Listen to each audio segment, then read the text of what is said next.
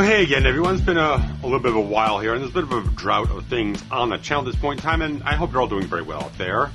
And this is just a kind of catch-up type of thing where things have not been going, and things were kind of going, and things were kind of set back before, stuff like that. So last month we got a fair amount of things done. I got the Big Exorcist video done. I got the Last Voyage of the Meter video done. We got commentaries for John Carpenter's Vampires and the 1978 Invasion of the Body Snatchers. Those are all out. But things kind of ran into just dead ends for me at the latter half of October, where I was trying to get up to doing the Exorcist 3 video. And I was watching all the stuff, but my time management and the fact that nothing felt like I was in sync here. And it's been kind of the big problem as of late, where it's like, okay, I'm watching the stuff on the Blu-ray and watching stuff here and there and getting the research, but things aren't syncing up in terms of like me being in the right headspace and getting the energy where I need to be, where I have time to do things, I kind of want to do things.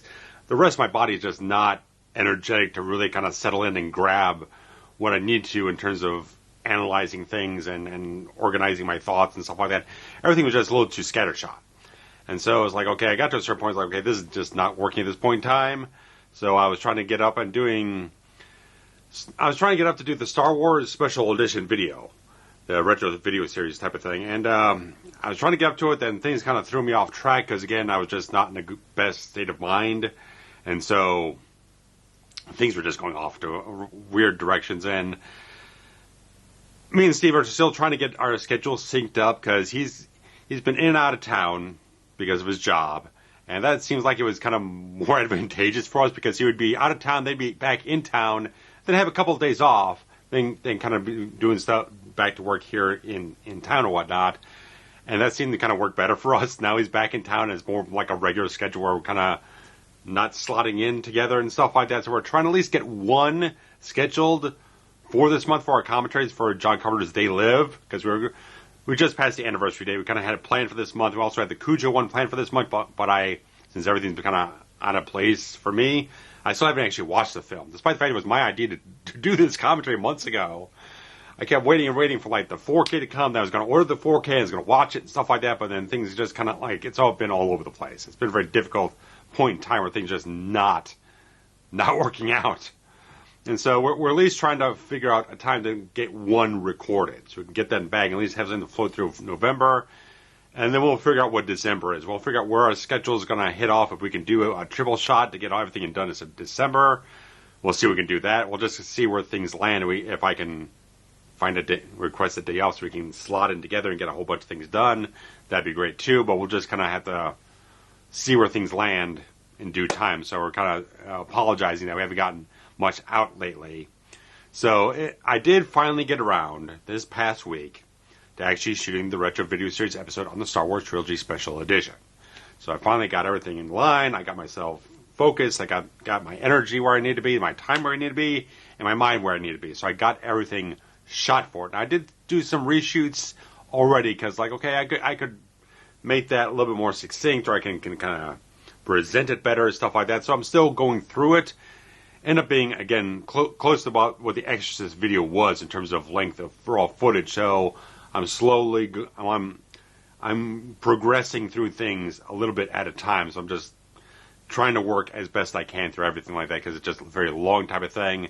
And where you have a difference in editing a movie review versus the retro video stuff is like movie review, it's all kind of like, okay, much more kind of, okay, I can grab this shot and this shot and this shot that's going to kind of illustrate what I'm talking about here to really kind of discuss what I want to in this point in time about a performance or talk about things production-wise or something else like that. So it's like perfect string of clips that kind of illustrate what I'm talking about.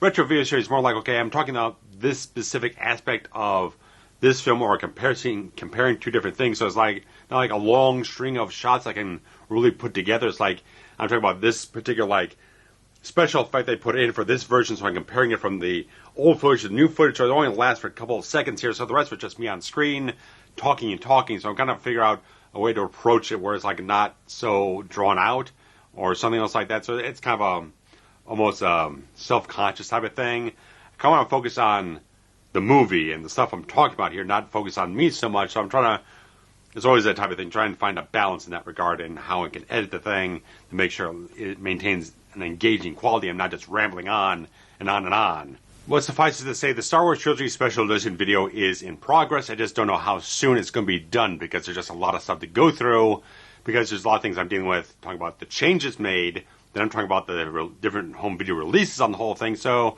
it's almost like 2 video concepts combined into one. It's very daunting in that regard.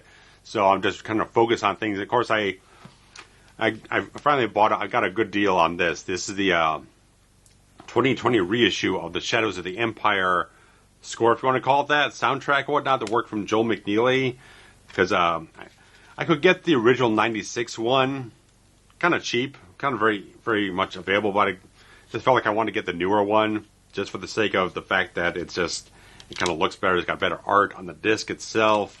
And it's got, probably the original one does have all the notes and booklet and whatnot, but even the back of it even has more the Drew Struzan style. I think it was Struzan himself actually doing the artwork on this whole thing. So it just looks better. The better presentation, everything is better design, packaging, and stuff like that. So it seems like it's got new notes on every single track and various other things. So I just really want to grab this. So I got it for about $11 and change or whatnot off of Movies Unlimited. So because I went on the Blu-ray.com forums and they always have been sharing all these deals and codes and stuff like that. And they usually have a monthly code which gave actually free shipping to anything you put it on. So I got it for this fairly discounted price, because usually it's about $13 and change. So I got it maybe about $2.5 cheaper than usual. And so I got with free shipping, so I was very happy to grab that, because I could have gotten off iTunes for like $6.99 or something else like that. But since all my other Star Wars soundtracks are CDs, I really wanted to maintain having everything as a CD. So I've got the prequel soundtracks, the original Trilogy 97 releases. I've got the 93 soundtrack anthology thing. I've got the Force Awakens soundtrack. So those are all CD releases. So I just want to maintain a certain consistency in my collection of that stuff. But as I said, that video is in progress. And other things, I'm not saying exactly when things are going to happen. The Exorcist 3 one is still going to happen. Just the fact that I ran into just things were not aligned properly in life. Things were just all out of whack and whatnot. I just could not get things going the right ways. So that is still happening. It's just a matter of getting through this video right now and hopefully circling back around to that after this one is done. I've also been thinking, since I did the last Bond video I did was back in January, I figure I'll probably do another one this January if I feel up to it, which would probably be Casino Royale, which is pretty much the only other one I really have anything major to say about, and that's probably the one I have the most things to say about. So there's a lot of things to get into on that, but that's kind of projecting out in that regard, because I've got the CD soundtrack for that I picked up a couple months ago, and a lot of the interesting stuff in terms of the adaptation of the book and the production history behind it. Very extensive, but it's very interesting stuff. So probably after the holiday stuff gets passed and things feel like they kind of settle down to a certain degree, I'll probably consider going into that. Next month is something that was like, I'm not settled on anything. I know the whole thing was going to be, Vinegar Syndrome was going to put out that 4K trilogy pack of the Prophecy stuff. Then I was going to grab that. Then I was probably going to do a new video on the original Prophecy. We'll just see. Because it's getting close to Black Friday. I don't quite have as much abundance of money right now, because things are a little bit slim here and there. So I'm just going to see what I want to grab at certain points in time and see where things go from there. So right now I'm more focused on the retro video series thing, maybe getting up to Exorcist 3, and of course sketching out where we're going to land with all our commentary recording dates and see where we can go from there. And everything else, I'll find out what slips in the cracks here and there. So if I got to do something that's a little smaller and less demanding, maybe that'll happen there. So all these titles are still in the air or whatnot. They're still in the mix. It's just a matter of when things are going to land in certain places here. And today I did go back to the movie theater, which I haven't been back since probably August when I saw Last Voyage of the Meteor. And, well, I went to see the Marvels. And a lot of people are here about certain things in that regard and various other things to talk about all around, and different people involved in the entire film. Stuff. I don't concern myself with this stuff. I'm just like, okay, I was seeing the trailers for the thing. I thought it looked like it was going to just be a fun time. And that's really kind of the main thing I was looking for, because I really hadn't been off to see anything Marvel in like a year and a half now, because the last thing I saw was Doctor Strange and the Multiverse of Madness. I just was really disappointed with the entire film. I thought it was very underwhelming. The character development for Strange himself was like non-existent. The plot was just pretty much kind of pointless. I felt they mishandled Scarlet Witch. I just really just fizzled out so much, because I felt like this entire phase of stories was like no one was trading notes. People were doing things with characters of one thing and not carrying it on to the next thing. It felt very much at odds, and things were just not melding together at all. It just felt like there was no cohesion whatsoever. But I saw the trailers for this thing, and it just kept being like, it looked like a fun time. And it was a fun time for me. I very much enjoyed watching this film. Amanda Vallani as Ms. Marvel is fantastic. Even though I didn't watch her series, even though I did watch like people's reviews of it and stuff like that, so I maintained at least a working knowledge of the character and whatnot, I thought she was fantastic in this whole thing. She really is carrying things so very well. Really would love to see her and Peter Parker in a couple of scenes later on down the line when we get team-ups and stuff like that. I think her and Tom Holland could do some really, really fun banter in that regard. Really good stuff. So I just thought that was good stuff they have going on with this entire character and stuff like that. And just like, I thought everything was very good. I didn't really watch too many reviews. I was kind of staying away from reviews, but I heard some people have offhanded remarks saying they thought the story was messy. I found everything very easy and clear to follow. It felt like it was as much of a self-contained story as possible, because it gave you recaps of certain characters to begin the film, to know where their stories had been and stuff like that. So it didn't bog down the thing, but it was nice catch-up type of stuff to refresh people's minds, or have people who weren't really watching every single series that came out really get a working knowledge of where the characters were and what their relationships were. I thought everything came out very well. I thought it was a very well, coherently, competently put together film with some very inventive action stuff where you have all the powers kind of intermingling and they keep switching places. It's all very inventive stuff. I thought everything created a very fun type of film with not a perfect type of film. Certain things like, there's maybe a thing or here or there is like, okay, that one makes me a little bit apprehensive about how far they're going to go with this idea. Or just like, maybe things aren't quite as deep as they could. They're not made as much of a, again, earth-shattering type of thing in the whole film, but it at least follows on a direct trajectory of story from the first Captain Marvel, talking about what Carol Danvers had done in the wake of that film, having ramifications affect her, and talking about all the things that would kind of go on from that point forward. So it was all logical progressions and stuff like that. I thought it was a very well put together type of film. I thought it was fun.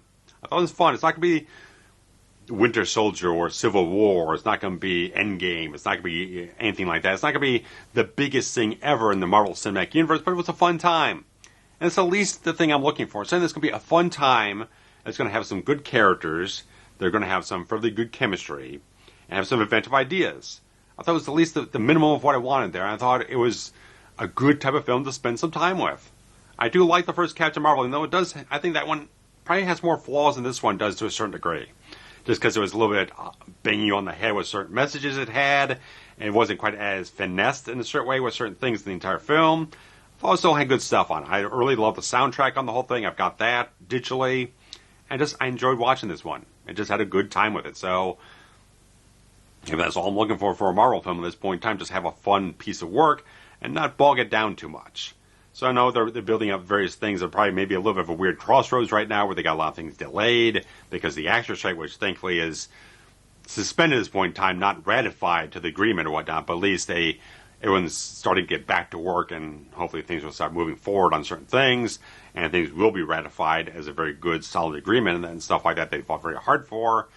But anything like that, so I just thought it was a fairly good time. So, I mean, if the superhero stuff has not been doing it for you lately, if it's just kind of meh right now and you're just kind of bored with it, I'm not saying this is going to change your mind. I don't think it's going to turn you around on the whole thing, but I went in for a fun time and I got a fun time. And it was less than 2 hours long, so it was a kind of a breezy type of sit. Like I said, it's a light film. It has some good character moments. I think it's more character pertinent than plot pertinent. Even though the plot is perfectly fine, perfectly serviceable, I thought what they did with the characters was more important than what the plot was of the entire film. So I thought that was good that they did character development and resolved things with different characters and brought characters together and dealt with certain things. So I thought it was a pretty good type of film. I don't think, if you're thinking about like, I didn't watch Secret Invasion, this has piss all to really do with much of a Secret Invasion. They don't seem to reference anything regards to what happened in that series that a lot of people had a lot of problems with. Nick Fury's in the film, but there's not really any kind of intermingling with that type of plot or whatnot. There's no mention of stuff like that in the entire film, so it's very much kind of light in that regard. You're not really bogged down with too much continuity that you had to be pretty familiar with. I think what the film does on its own right to catch up with the characters, do a few minor sort of flashbacks or something else like that. Not too bogged down in that regard, but just quick catch-ups and stuff like that to introduce you with characters and let you know where their stories have been at this point. So I thought they did a nice job in the whole thing. So if you're looking for a fun time, you got nothing else to do, I think it's a good, engaging experience in that regard. So I thought it was very good. I saw it at Marcus Theaters at a laser projection screening, so it cost me a little bit more, but I thought, yeah, let me go for the laser projection. I think that'll look very good, and very much did.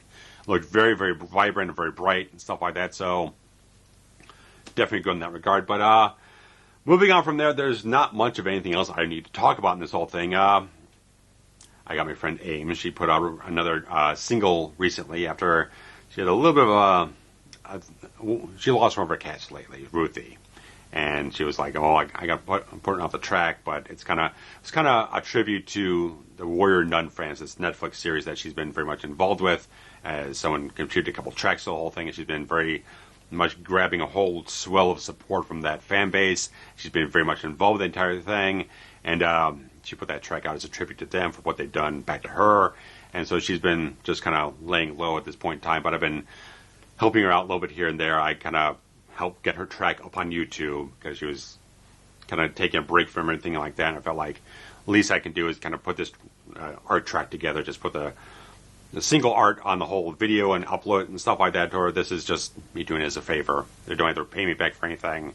It's completely free, nothing like that. So I just felt like that was the least I could do as a friend to help her out in that regard. So I definitely recommend the track. Check out all our music all over the place. She's got it on pretty much everywhere you could find it. So I think that's very much a good thing. It's a very, very nice track, and she's got some other stuff banked up for the next couple months that she'll eventually be putting out as well. But she got she put a little extra into this track because she got an actual string. She didn't have someone on a synthesizer doing strings. They got an actual recording of like a violinist and whatnot and stuff like that to actually create actual organic string tracks for the entire song and whatnot. So I thought it was a very, very special thing that they went a little extra mile in that whole thing for this track to make it sound just a little bit better on top of everything else. So good things on that. And that's really all I've got in this entire update here. So me and Steve will try to get our recording dates synced up in due time. And that's all I really can tell you. So I'm going to get back to editing on the Star Wars video. And once I have something else on that regard, I'll let you guys know. But I've been trying out the entire YouTube Shorts thing, and it's not, I don't know, it's kind of a weird thing to get a hang of. I think I put together some nice little clips here, 1-minute clips and stuff like that, but it's kind of hard to kind of figure out what's a catchy thumbnail on that regard to kind of make this entire thing kind of catch on in a certain way, because I don't know anything. I really don't know anything. There's no money to be had in it unless you're getting up to 1 million views is when you get money for it, really, because it's just paying up pennies for hundreds of views, so it's like nothing. And so it's like, I don't know if it's kind of an interesting idea, kind of like, okay, a clip here or there from like a commentary or maybe a review stuff here and there, but I don't know. Until I actually see a major return on investment, I might not do as many of them. I kind of toyed around with one last night for like the Pacific Rim video I did months ago because it didn't really take off, and I really, really liked the video, so I thought maybe if I do this, they could give it a second chance or something else like that, but I don't know. I'm just kind of thinking back and forth on certain things as I get kind of downtime to work on various other things. And I didn't leave it anywhere around here. Here it is. I was taking a break from. I actually shut down the other night after I was working on the Star Wars video for a couple hours. It's like I got to a certain point where I was like, okay, I need to get to a point. I was like, there's a lot of work to do here, and I get to a point where I'm trying to push myself too hard. So when I don't feel so much up to it, I just need to break away, shut things down, and walk away. So I actually broke out Nightwing. This Nightwing trade paperback I bought many months ago after I finished the second volume from Tim Seeley. And I read the first issue of the trade paperback, and I felt so good reading this stuff again. It's like I've I got so bogged down the last couple of months, because I haven't really read anything in like 6 months, really. It's been about that long, since about May or whatnot. Because I remember I was like, okay, I went to the free comic book day, and I ended up really not reading almost anything I actually picked up that day, and I kind of just picked up maybe like another Superman comic or whatnot afterwards, just to kind of like complete out where the storyline was going, which the first run from Joshua Williams on, I think it's the Superman one. It's the Superman one he was doing. That one is now out as a collected hardcover edition right now. So I think it's got the first 5 issues and the annual that he did, which I do not have. So I got to double check exactly how many issues I have, because one of the covers didn't look that familiar to me, but I might just be blanking out in certain things. So I might try going back out to a comic book shop soon and just trying to see if I can grab up what I missed in certain places here, but we'll see about that. But I was really, really, really good on this thing, and I did some posts out on Blue Sky and on Twitter and whatnot towards Tim Seeley, and he liked one, and I think it was the one, it might have been the one on Blue Sky that he did repost, and a few other people picked it up and whatnot, so he was appreciative of that. And I just love how it's got a little bit of the Titans here. It's kind of a story with Nightwing and Damian Wayne Robin going up against this, which is character just showed up at the very end of the first issue here, called Deathwing, which is just missed the whole page here, but it looks pretty zombified to a certain degree. It looks pretty scary in a certain degree. So I'm excited. I'm excited to get back into this and make the time to sit down and read stuff and work out that type of time to make sure I delve back into this stuff. Because again, reading it again made me feel very good. I felt me very, very good. I very much enjoyed this interpretation of Nightwing. And so once I get up to this, I'll see what other volumes there are from Tim Seeley, and maybe check out the current, because I think there's just a brand new story arc started in the Nightwing comics, and he's teamed up with Barbara Gordon, which is one of the best pairings possible. When you have Dick Grayson and Barbara Gordon together, it's very, very good story stuff. So I'm very much interested to get back up on that stuff, because it makes me very, very happy. And last things are just talking about going through audiobooks and stuff like that. So I got through the Legion audiobook entirely. I kind of was trying to rushing through it to a certain degree, because I started picking up, okay, I'll do it like 1/4 speed, 1 1/4 speed, or 1 1/2 speed, just kind of, because there's a lot of hours left on the whole thing. So I was trying to get through it as fast as I could on like a Saturday, so I could get up to watching the Blu-ray special features and just trying to push through it. That was part of the thing. It was like I was getting so bogged down with getting through the audiobook, which again is a good text, but the very dry sort of presentation from the narrator is not very engaging to a certain degree. The only time the narrator really gets alive when he's doing the Gemini Killer dialogue. Gets into it almost as much as Brad Dourif does in the film. So he really, really got into portraying a real character at that point in time, where before, not quite as much. It was a little bit dry here and there. So, but I did take some notes on the thing, so I don't have it kind of evaporating from my brain. I took notes so I could have them at hand when I need to, talking about comparisons between what the novel had and what was kind of excised or kind of melded together or something else like that, or kind of omitted from the adaptation process. So I do have notes on that, so that's completely covered when I get back up to doing that video. But I'm coming up to the end of a 3-month Audible sort of trial. I think it was about like, I don't know, $1.99 a month. So I grabbed a couple of Star Trek Next Generation old audiobooks, the more abridged ones, but they had like Jonathan Frakes or Gates McFadden actually narrating them. So I kind of grabbed those up with my credits that I hadn't used yet, because I originally kind of re-upped just so I could have access to the Vampires audiobook, which again I did not finish. If you listen to the commentary, I didn't get all the way through it. I maybe got a couple of chapters in, but it gave me enough of a sample size of exactly what the novel was like. But so I've had like 3 months of credits melt up, so I just kind of like, okay, I'll grab the Imzadi one from Peter David that's narrated by Jonathan Frakes. I'll grab this other one that's narrated by Gates McFadden, because she actually is doing, the sample I listened to is like, she does a pretty decent Picard. And I heard Franks is charismatic all day long. And so he's a fantastic narrator, and I heard he's got some entertaining impressions of the rest of the cast. So I think it would be pretty good. I think it'd be pretty good. I've heard Imzadi is one of the best in terms of the book on his full text. This one, like I said, is a little bit abridged, but I like the fact that those audiobooks have the actual cast members talking and narrating the whole thing, and plus they got some nice music and sound effects from the series, so it creates more of an audio production to a certain degree. The newer ones are much more dry. They're just readings. They're not really kind of full audio production in that regard. So you get the fuller text on the newer ones, but the older ones are a little bit more interesting to listen to. So maybe it's more of a thing like you listen to the audiobook, you get engaged with it, then maybe you pick on the actual book and read the full text to get the entire story in that regard. But these are nice kind of 3 or 4 hour type of things, kind of fill in between certain other things. So it's a little bit more accessible to a certain degree, where I'm still trying to get through this big freaking the end of the freaking Thrawn trilogy, which however long it is right now, I need to figure out exactly how much. I got another 8.5 hours left on the whole thing, so I'm not even halfway done with the book. So it's just been a little daunting to get through the whole thing. It's very interesting stuff. It's very good stuff. It's just a lot. And so it'd be nice to have just some shorter audiobooks to kind of fill in and get through maybe 2 or 3 days or something else like that when I've got some time off to kind of deal with that stuff and just have myself entertained in that regard. So that's all I got right now. So I've got one more credit and just a couple days left to use it before I decide to, if I decide to cancel the whole thing, which I probably will, but just grab a couple of the books up here, there, and everywhere, and anything like that. So guys, that's all I have at this point in time. So thanks for checking things out. I'll be back up with you on social media and stuff like that. I'm up on Threads and Blue Sky.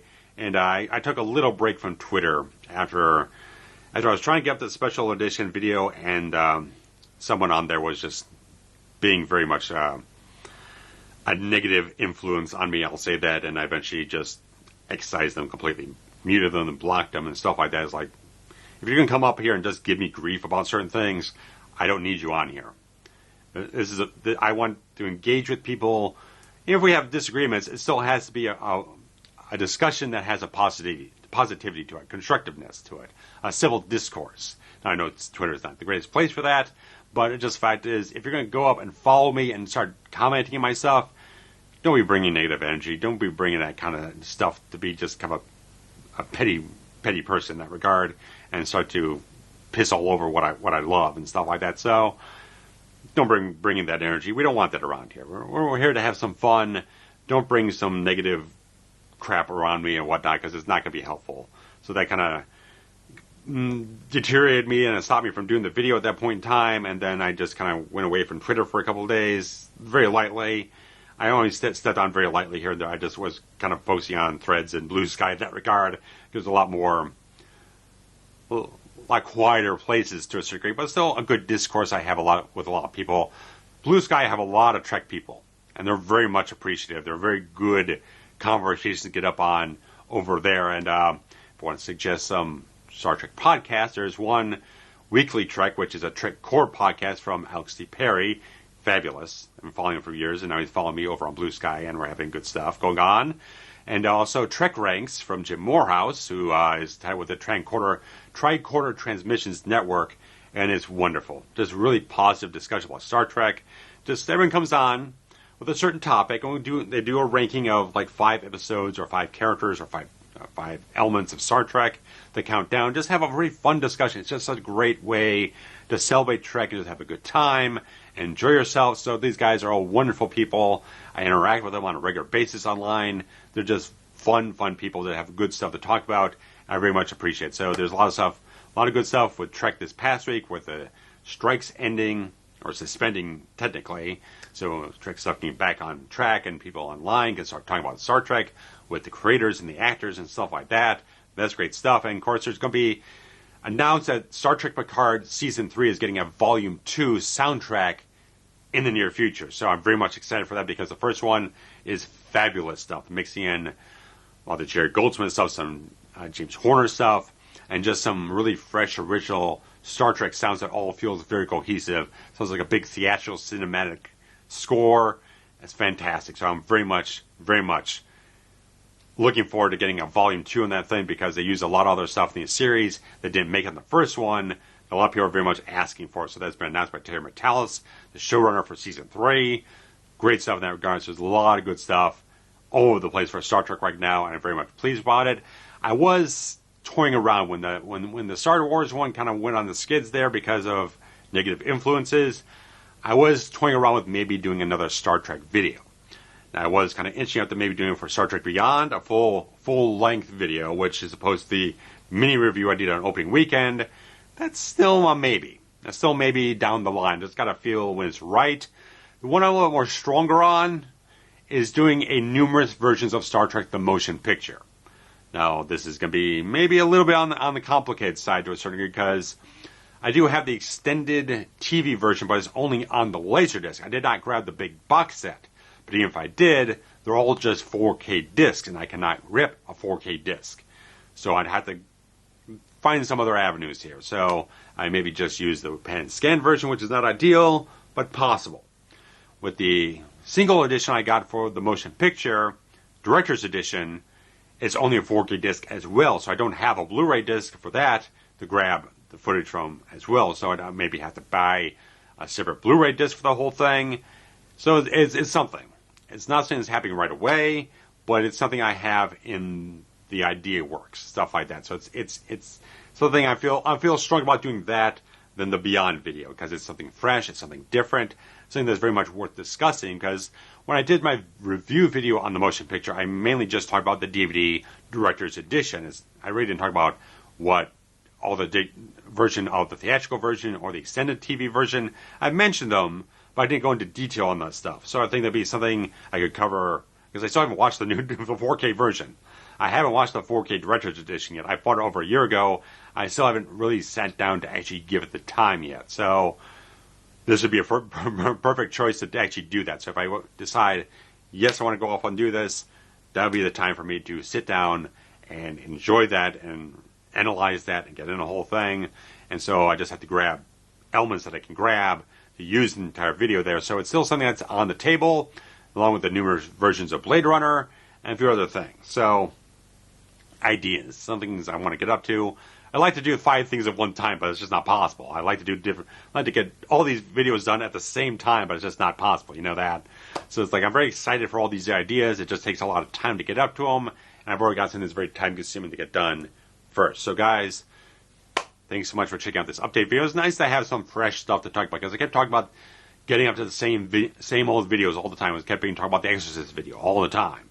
Keep talking about the special edition video all the time. So now I got some new things in the works, something on the agenda that I really want to talk about and get into. So there's fresh things to talk about and various other things in that regard. So sorry there's not as many media pickets and whatnot, because short little thing. The entire thing, I did order 2 Blu-rays. One was the Black Phone. The other one was Beast, the Idris Elba film, because I was looking to grab the Blu-ray of Black Phone since the American 4K, the HDR is crap, and the 4K import from Germany is way too expensive for my taste right now. And the American Blu-ray for Black Phone had gone down really cheap. Went down to $750. They went down to $699. And I decided, well, I can't really figure out anything else that I can kind of pile on to get the free shipping from any of these other retailers. So I went on eBay, and Groove, which is pretty much Universal's sort of retail website, they actually had it for $6.99. And if you bought 2 or more titles with it, you get an extra 15% off. So I figure, well, I skimmed through probably, I don't know, God knows how many listings on the entire thing. And I settled on Beast because I did see it in the theater last year. I figure, well, if I can get it for a dirt cheap price, yeah, sure, whatever. Sure, why not? Whatever. So I got them both for like under $6. So they'll be coming. I think I have 2 things coming. I got that, and I got something else coming that's unrelated. But one's going to come up this Monday, and another thing's going to come up the Monday afterwards from the tracking at this point in time. So I think the Groove stuff is probably coming sooner, I'd imagine. So anything in that regard. So guys, those are the things coming up due time. So we'll probably talk about them on the next update, along with probably some other things as well. So thanks so much, guys, for checking things out here. There's the Patreon to contribute something every month to get a lot more access to the main videos around here. And the Super Thanks feature to contribute directly through YouTube, anything you want. And, of course, liking, commenting, sharing links around, and subscribing if you haven't, and hitting the notification bell to get notified anytime I upload something around here, it's always a great thing to do to keep up on the channel, make things grow around here. So guys, thanks so much. Take care. Bye-bye.